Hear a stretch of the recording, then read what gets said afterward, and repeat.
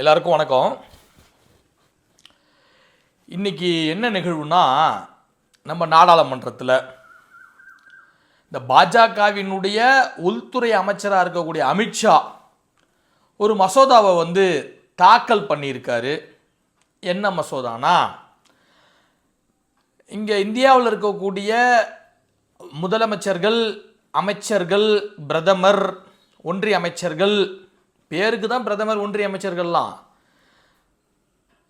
இவர்கள் மீது ஏதேனும் வழக்கு பதிவு செய்யப்பட்டு 30 நாட்களுக்கு மேலாக சிறையில் அடைக்கப்பட்டால் அவர்களினுடைய பதவியை நீக்கம் செய்ய வேண்டும் அப்படிங்கிற ஒரு மசோதாவை பாஜகவுடைய உள்துறை அமைச்சர் அமித்ஷா தாக்கல் பண்ணியிருக்காரு. உடனே நம்ம பார்க்குறோம், தேசபக்திடா, கட்ஸு வேணும்டா. எங்கள் பாஜகவுங்களுக்கு தாண்டா அந்த கட்ஸ் இருக்குது. அமித்ஷா சாணக்கியர்ரா, நரேந்திர மோடி விஸ்வகுருடா, விஸ்வமித்ரர்ரா, 56 இன்ச்சுடா. பேர்பட்ட இது பற்றியா, நடவடிக்கை பற்றியா? முதலமைச்சராக இருந்தாலும், அமைச்சராக இருந்தாலும், மந்திரியாக இருந்தாலும், எந்த புடுங்கியாக இருந்தாலும் தப்பு செஞ்சால் அவங்களுடைய பதவி போகும் அப்படின்னு ஒரு சட்டத்தை பாஜக கொண்டுட்டு வந்திருக்காங்க. பாத்தியா, அது எங்களை தவிர வேற யாராலையும் செய்ய முடியாது அப்படின்னு ஒரு கேவலமான அப்படின்னு ஒரு உருட்டை உருட்டிட்டு இருக்கானுங்க. இதை பற்றி நாம் முதல்ல பார்ப்போங்க. இப்படி ஒரு மசோதாவை பாஜக கொண்டுட்டு வர்றது சரியா அப்படிங்கிறத தாண்டி, இந்த மசோதா சட்டமாக்கப்பட்டால் என்ன நடக்கும் அப்படின்னு நம்ம பார்க்கணும்.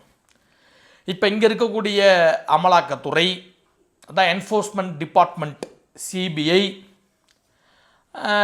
வருமான வரித்துறை, இவங்கெல்லாம் பார்த்தீங்க அப்படின்னா இந்தியாவில் இருக்கக்கூடிய எந்த மாநிலத்தில் வசிக்கக்கூடியவர்கள் மீதும் அவங்க சட்டத்துக்கு புறம்பாக பண பரிமாற்றத்தில் ஈடுபட்டாலோ, இல்லை ஏதாவது ஊழல் வழக்குகள் இருந்தாலோ, ஊழல் சம்பந்தமான குற்றச்சாட்டுகள் இருந்தாலோ, இல்லை வருமானத்துக்கு அதிகமாக சொத்துக்கள் சேர்த்திருந்தாலோ, இதன் அடிப்படையிலலாம், இல்லை வேறு ஏதேனும் குற்றச்சம்பவங்களில் ஈடுபட்டிருந்தாலோ, இதன் அடிப்படையில் சிபிஐ, இடி, ஐடி இவர்கள்லாம் வழக்கு பதிவு செய்து அவங்கள கைது செய்து சிறையில் அடைக்கலாம். இதுதான் இப்போ இந்த சிபிஐ, இந்த இன்கம் டேக்ஸ் டிபார்ட்மெண்ட், இந்த என்ஃபோர்ஸ்மெண்ட் டிபார்ட்மெண்ட், இவனுங்கெல்லாம் நடுநிலையாக ஒரு விஷயத்தை செய்கிறாங்களா? உண்மையாலுமே குற்றம் செய்தவர்கள் மீது நடுநிலையாக நடவடிக்கை எடுக்கப்படுதா அப்படிங்கிறத நாம் முதல்ல பார்க்கணுங்க. என்னன்னா, இந்த சிபிஐ வழக்கு, இடி வழக்கு உள்ளவனுங்களாம், அந்த உள்ள கம்பெனிகள்லாம் பாஜகவுக்கு தேர்தல் நிதி பத்திரம் மூலியமாக நிதி கொடுத்ததும், அதாவது நன்கொடையாக கொடுத்ததும், பாஜகவில் சேர்றதும், பாஜக ஏதாவது அவனுங்களுக்கு பதிலுக்கு டெண்டர் கொடுக்கறதும், அந்த வழக்குகள்லாம் நிறுத்தி வைக்கப்பட்டதையும் நம்ம பார்த்துருக்கோம். அப்போ இப்படி ஒரு சூழல் இருந்துக்கிட்டு இங்கே இருக்கக்கூடிய ஜனநாயகத்தை எவனும் பேசக்கூடாது, நீ பண்ணுற தப்பை கேள்வியே கேட்கக்கூடாதுங்கிற ஒரு அடிப்படையில் செய்கிறத பார்த்தா சர்வாதிகாரத்தினுடைய உச்சமாக அதை நம்ம பார்க்குறோம். இப்போ தாங்க இந்த தேர்தல் ஆணைய பிரச்சனையே இன்னும் முடியல. இப்போ தான் போய்கிட்டு இருக்கு. இந்த போலி வாக்காளர்கள், இந்த நிறைய அட்ரஸில் 0, ஒரே வீட்டில் 200-300 வாக்காளர்கள், அதற்கு தேர்தல் ஆணையம் ஒரு ப்ரெஸ் மீட் ஒன்று வச்சு சின்ன குழந்தைங்களுக்கு கிளாஸ் எடுக்கிற மாதிரி, சின்ன பசங்க மாதிரி போய் பேசினானுங்க. அதை பார்க்கறதுக்கே அப்பட்டமாக தெரிஞ்சிச்சு. என்னடா வீட்டில் நம்பர் 0னா அதுக்கு ஒரு பெரிய காரணம் சொன்னானுங்க. பல பேருக்கு வீடு இல்லாமல் இருக்கும்ல, அவங்களுக்கு நம்பர் 0ன்னு போட்டிருக்கோம் அப்படின்னு. என்னடா டே! ஆனால் இவ்வளவும் செஞ்சுட்டு அந்த டிஜிட்டலைஸ்டு வாக்காளர் லிஸ்ட்டை கொடுங்கடானா கொடுக்க மாட்டானுங்க. சரி, அந்த ஓட்டு போட்டாங்கல்ல, அந்த சிசிடிவி ஃபுட்டேஜை கொடுங்கடானா கொடுக்க மாட்டானுங்க. அதில் என்னத்தை நீ பாதுகாக்க போகிற? ஒருத்தங்க ஒரு வீட்டோடைய பெட்ரூம்னு இருக்கிறத யாரும் கேட்கலக்குன்னா, பொது இடங்களில் வாக்களித்த அந்த ஃபுட்டேஜை தான் கேட்டோம். அதை அவனுங்க கொடுக்கல. இதுலேயே நமக்கு தெரியுது தேர்தல் ஆணையம் எவ்வளவு பெரிய வாக்கு திருட்டு சம்பவத்தில் ஈடுபட்டிருக்கு, முறைகேடான விஷயத்தில் ஈடுபட்டிருக்குங்கிற விஷயம் நம்மளால் புரிஞ்சிக்க முடியுது. அப்போ இப்படி இருக்கக்கூடிய சூழலில் இப்படி ஒரு சட்டத்தை கொண்டுட்டு வர்றதுக்கு பாஜக துடிக்கிறானுங்க. ஒரு பக்கத்து எலெக்ஷன் கமிஷனை வச்சு அங்கே ஃபில்டர் பண்ணி நமக்கான வாக்கு சதவீதத்தை வந்து அதிகமாக்கி போலி வாக்காளர்கள் மூலியமா, போலி வாக்குகள் மூலியமா வாக்கு திருட்டில் ஈடுபட்டு அங்கே பாஜக ஜெயிக்கிறதுக்கு ஒரு வேலையை செய்யுது. இன்னொரு பக்கத்து தங்களை எதிர்க்கக்கூடிய கட்சிகளை வந்து ஒன்று அடக்கி உடக்கி மிரட்டி உள்ளே வச்சு கட்சியை சின்ன பண்ணமாக்கணும், இல்லை அந்த கட்சிகளை நம்ம கூட சேர்ந்துக்கிட்டு அந்த மாநிலங்களில் காலை வச்சு அந்த கட்சியை முடிக்கணும்.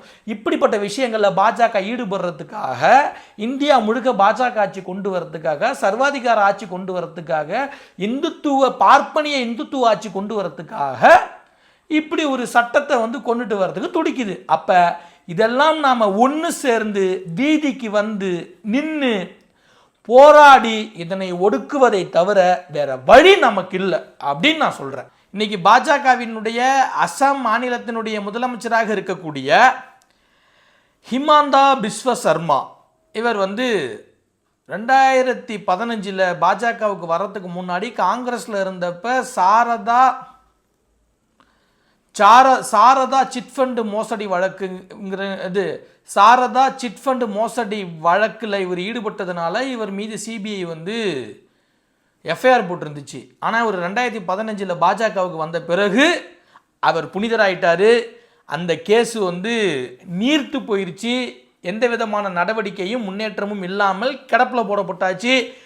இன்னைக்கு அவர் வந்து அசாமுடைய முதலமைச்சருங்க. அடுத்தது பார்த்தீங்கன்னா இன்னைக்கு மகாராஷ்டிராவில் வந்து துணை முதலமைச்சராக இருக்கக்கூடிய அஜித் பவார், இவர் பார்த்தீங்க அப்படின்னா அங்கே இருக்கக்கூடிய கூட்டுறவு வங்கி முறைகேட்டில் ஈடுபட்டதுனால இவர் பேரில் வந்து அமலாக்கத்துறையும் EOW, அதாவது மும்பை மாநிலத்தினுடைய பொருளாதார குற்றப்பிரிவும் வழக்கு பதிவு செய்திருந்தாங்க. ஆனால் இவர் பாஜகவுடைய கூட்டணியில் சேர்ந்த பிறகு இன்னைக்கு ஒரு துணை முதல்வர், அந்த வழக்குகள்லாம் என்ன ஆச்சுன்னு தெரியல. அடுத்தது பார்த்தீங்கன்னா சுவேந்த அதிகாரி, இவர் வந்து மேற்கு வங்கத்தினுடைய திரிணாமுல் காங்கிரஸ் கட்சியில் இருந்தவர். அது இல்லாமல் அந்த மாநிலத்தினுடைய எதிர்க்கட்சி தலைவராக இருந்திருக்காரு. இவர் வந்து நாரதா லஞ்ச ஊழல் வழக்கில் இவர் மீது குற்றம் சாட்டப்பட்டு அதன் பிறகு ஒரு பாஜகவுக்கு வந்த பிறகு அந்த விஷயமும் நீர்த்து போயிருச்சு. இப்படி பார்த்தீங்கன்னா பிரஃபுல் பட்டேல், அசோக் சவான், CM ரமேஷ் மற்றும் சுஜானா சௌத்ரி, இப்படி நீங்கள் வந்து பல அரசியல்வாதிகள், அரசியல் தலைவர்கள், அரசியல் கட்சிகளில் இருக்கக்கூடிய முக்கிய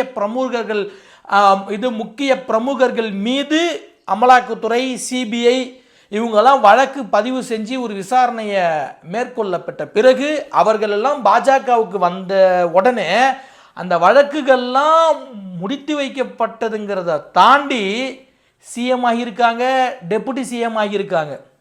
அப்போ அதை நம்ம எப்படி பார்க்குறோம் அப்படின்னா, இந்த சிபிஐ, இந்த என்ஃபோர்ஸ்மெண்ட் டிபார்ட்மெண்ட், இந்த இன்கம் டேக்ஸ்லாம் வந்து பாஜகவினுடைய கையாட்கள், அடியாட்கள், கைப்பாய்வையாக செயல்படக்கூடியவர்கள்.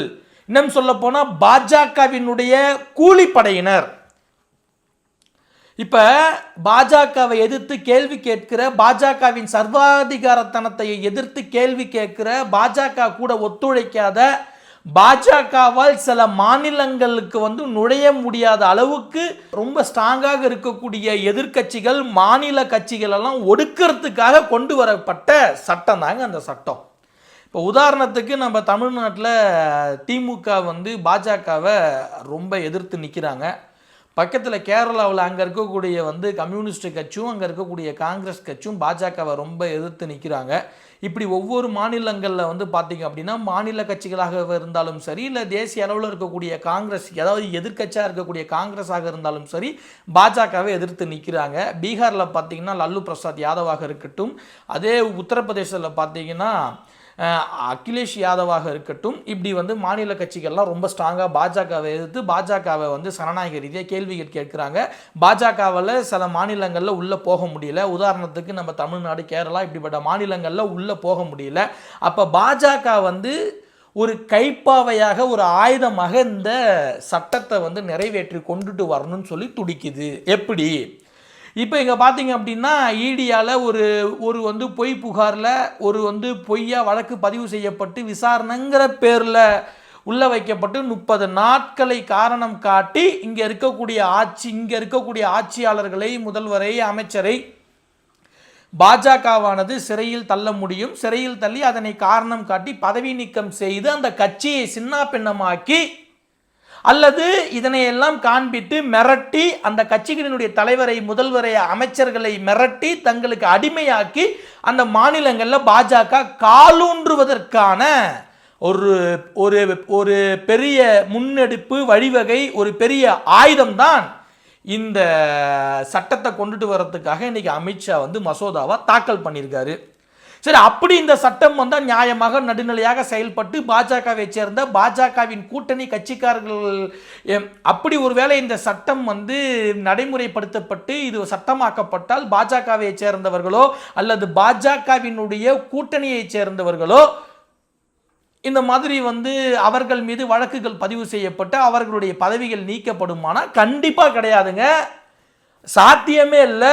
வேணும்னா அதில் காரணம் காமிச்சு இன்னும் அவங்க கட்சியிலையும் கூட்டணியிலையும் ஆட்களை சேர்த்துக்குவாங்களே ஒழிய அவனுங்க கட்சிக்காரனுங்க மேலே, அவனுங்க கூட்டணி கட்சிக்காரனுங்க மேலே இவனுங்க வந்து இந்த சட்டத்தின்படி நடவடிக்கை எடுக்க மாட்டானுங்க. ஏன்னா இங்கே இருக்கக்கூடிய சிபிஐயும் அமலாக்கத்துறையும் வருமான வரித்துறையும் பாஜகவின் அடியாட்கள், கூலிப்படை, கைப்பாவை. அப்போ இப்படி இருக்கக்கூடிய ஒரு சூழலில் அமித்ஷா அந்த மசோதாவை தாக்கல் பண்ணியிருக்காரு. அமித்ஷா அவர்களே, போலி என்கவுண்டர் வழக்கில் குஜராத்தில் 3 மாதம் ஜெயிலில் இருந்தீங்களே, ஞாபகம் இருக்கா?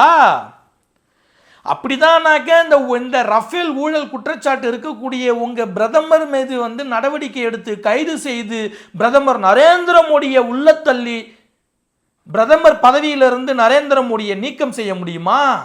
ரஃபேலை பற்றின கோப்புகள் கேட்டதுக்கே காணாமல் போயிருச்சுன்னு சொன்ன கேவலமான ஒஸ்டான அருவருப்பான அரசாங்கம் தானே உங்க பாஜக அரசாங்கம். அப்ப இப்படி ஒரு நிலைமையை வைத்துக்கொண்டு ஊழல் செஞ்சவனெல்லாம் உங்க கட்சியில சேர்த்துக்கிட்டு வேற கட்சியில இருந்தா அவன் ஊழல் பெருச்சாளி, ஊழல் செஞ்சவன், லஞ்சம் வாங்கினவன், ஐயோக்கியன். ஆனா உங்க கட்சிக்கு வந்த பிறகு அவன் புனிதமாக்கப்பட்டு ஒவ்வொரு மாநிலத்தில் வந்து முதலமைச்சர் ஆக்கப்படுறான், துணை முதலமைச்சர் ஆக்கப்படுறான், எம்பி ஆக்கப்படுறான், எம்எல்ஏ ஆக்கப்படுறான், உங்க கட்சியினுடைய அந்தந்த பகுதிகளுக்கு, மாநிலங்களுக்கு தலைவர் ஆக்கப்படுறான். இப்படி ஒரு நிலைமையை வச்சுக்கிட்டு இந்த சட்டத்தை எப்படி வாய் கூசாம, மனசு கூசாம, கை கூசாம உங்களால் கொண்டுட்டு வர முடியுது? மனுஷ பிறவியாக இருந்தால் தானே வாய் கூசும், கை கூசும், மனசு கூசும். நம்ம தான் அப்படி கிடையாது. சங்கிகளை மனித பிறவிகளாக ஏற்றுக்கவே முடியாது. அதாவது மனித பிறவி அல்லாத ஒரு பிறவி எதிரானா அதுதான் சங்கிகளோட பிறவி. அப்படி தான் நம்ம பார்க்குறோம். ஆனால் இதில் இன்றைக்கி ஒரு தரமான சம்பவம் என்னென்னா, நாடாளுமன்றத்தில் அமித்ஷா வந்து இந்த மசோதாவை தாக்கல் செய்வதற்காக வாசிக்கும் பொழுது எதிர்கட்சிகள் சேர்ந்தவர்கள்லாம் சத்தத்தை போட்டு அந்த பேப்பர் நகலை கிழிச்சு அமித்ஷா மூஞ்சிலே தூக்கி எறிஞ்சாங்க. தங்களுடைய எதிர்ப்பை, கண்டனத்தை தெரிவித்தாங்க. சரியான சம்பவம்னு சொல்கிறேன். ஆனால் இந்த சங்கிகளை ஒடுக்கணும்னா இந்த சட்டத்தை இவங்க வந்து இப்படி ஒரு சர்வாதிகார போக்குத்தனத்துக்காக ஒரு சட்டத்தை கொண்டுட்டு வர பார்க்குறாங்க. சர்வாதிகாரத்தனம்னா சாதாரணமாக இல்லைங்க, சர்வாதிகாரத்தனத்தினுடைய உச்சம். இதன் மூலமாக அனைத்து மாநிலங்களையும் பாஜகவினுடைய ஆட்சியை கொண்டு வரப்பட்டு பாஜகவினுடைய ஆட்சியை நிலைநாட்டி இந்தியாவை இந்து ராஷ்டிரமாக அறிவித்து இங்கே இருக்கக்கூடிய சிறுபான்மையின மக்களான இஸ்லாமியர்கள், கிறிஸ்துவர்களை 2ஆம் தர குடிமக்களாக, வாக்குரிமையற்றவர்களாக, பேச்சுரிமையற்றவர்களாக, சுதந்திரமற்றவர்களாக, நாதியற்றவர்களாக அவர்களை அடிமைப்படுத்துவதற்கான ஒரு வழிதான் இந்த வழி. சரி, இப்போ சிறுபான்மையின மக்களை வந்து அப்படி ஆக்குனா பிரச்சனை இல்லையா? இந்துக்கள் நாமெல்லாம் நல்லா இருப்போம், சந்தோஷமாக இருப்போம். இந்த நாடை இந்து நாடை அறிவிச்சுட்டா நமக்கெல்லாம் நல்லது, நமக்கெல்லாம் ஃப்ரீயாக இருக்கலாம், நமக்கு எல்லாமே கிடைக்கும் அப்படின்னு நினைக்கிற முட்டாள் தற்கூறிகளுக்கு ஒன்று சொல்கிறேன். அப்படி ஒரு நிலைமை வந்தால் பார்ப்பனர் அல்லாத இடைநிலை சாதியை சேர்ந்தவர்கள், தலித் மக்கள்லாம் ஒடுக்கப்படுவோம், படிக்க முடியாது. குலக்கல்வியை வந்து அப்படி நிப்பாட்டுவான். கொப்ப என்ன வேலை செஞ்சானோ, என்ன வேலை பார்த்தானோ, உங்கள் தாத்தா என்ன அப்போனா இப்போ நம்ம தலைமுறையில் 2-3 தலைமுறைக்கு முன்னாடி இந்த ஒவ்வொரு சாதியில் பிறந்தவனுக்கும் ஒவ்வொரு வேலைன்னு வச்சுருந்துருக்கானுங்கள, அந்த வேலையை தான் பார்க்கணும், அந்த வேலையை தான் செய்யணும், படிப்புங்கிறது பேருக்கு மட்டும்தான்டா அப்படின்னு பார்ப்பனர் அல்லாதவர்களை ஒடுக்குவதற்கான வழிமுறை செய்யப்படும். இங்கே வந்து மாபெரும் சர்வாதிகாரத்தனமும் அடிமைத்தனமும் உருவாக்கப்படும். மாபெரும் கடவுளின் பெயரால், மதத்தின் பெயரால் பிரிவினைவாதமும் வேறுபாடுகளும் பிற்போக்குத்தனங்களும் நம் மீது நிகழ்த்தப்படும், நம் மீது திணிக்கப்படும். அப்போ இப்படியான பிரச்சனைகளுக்கெல்லாம் முற்றுப்புள்ளி வைக்கணும்னா வெறுமனே எதிர்க்கட்சிகள் நாடாளுமன்றத்தில் கேள்விகள் கேட்கறதுனாலையோ கண்டனங்களை தெரிவிக்கிறதுனாலையோ இல்லை வெளிநடப்பு செய்வதனாலையோ இல்லை அவர்கள் இதற்கு எதிரான தீர்மானங்களில் வாக்கு போடுவதனாலையோ இல்லை நாடாளுமன்றங்களில் போராட்டங்கள் செய்வதனாலையோ மட்டும் இதனை தடுக்க முடியாது, முற்றுப்புள்ளி வைக்க முடியாது. மாறாக நாம் அனைவரும் வீதிக்கு வர வேண்டும். எதிர்க்கட்சியினருடன் சேர்ந்து நாம் அனைவரும் மாபெரும் போராட்டத்தை முன்னெடுக்க வேண்டும். இந்தியா ஸ்தம்பிக்கணும். அப்படி ஒரு போராட்டத்தை முன்னெடுத்தால் மட்டும்தான் பாஜகவினுடைய கொட்டத்தை அடக்க முடியும். இப்படிப்பட்ட சர்வாதிகாரத்தனத்திற்கு வழிவகுக்கக்கூடிய இந்த மசோதாவை நம்மால் நிறுத்தி வைக்க முடியும், தூக்கி குப்பையில் போட முடியும். அதற்கு நாம் அனைவரும் ஒன்று சேர வேண்டும். இங்க இருக்கக்கூடிய சனநாயகம் காப்பாற்றப்பட வேண்டும். இங்க இருக்கக்கூடிய மதச்சார்பின்மை காப்பாற்றப்பட வேண்டும். இங்க இருக்கக்கூடிய சமூக நீதி காப்பாற்றப்பட வேண்டும். இங்க இருக்கக்கூடிய மனிதாபிமானம் காப்பாற்றப்பட வேண்டும். இங்க இருக்கக்கூடிய குடிமக்கள் அனைவரும் காப்பாற்றப்பட வேண்டும். அதற்கு பாஜகவை ஒழித்து கட்ட வேண்டும். இப்ப நாம அசால்ட்டா விட்டுட்டோம்னா பாஜக நம்மளை மட்டும் இல்லைங்க, நம்ம நாட்டையும் மொத்தமா முடிச்சிருவானுங்க. அதற்கான போராட்டங்கள்ல நாம் அனைவரும் இங்க இருக்கக்கூடிய எதிர்க்கட்சியினரோடு சேர்ந்து போராடணும், கேள்விகள் கேட்கணும், தொடர்ந்து விவாதிப்போம். இந்த மசோதாவில் இந்த சட்ட தாக்கல் செய்ததில் அடுத்தது என்ன செய்கிறாங்க அப்படிங்கிறத நாம் தொடர்ந்து பேசுவோம். நன்றி, வணக்கம்.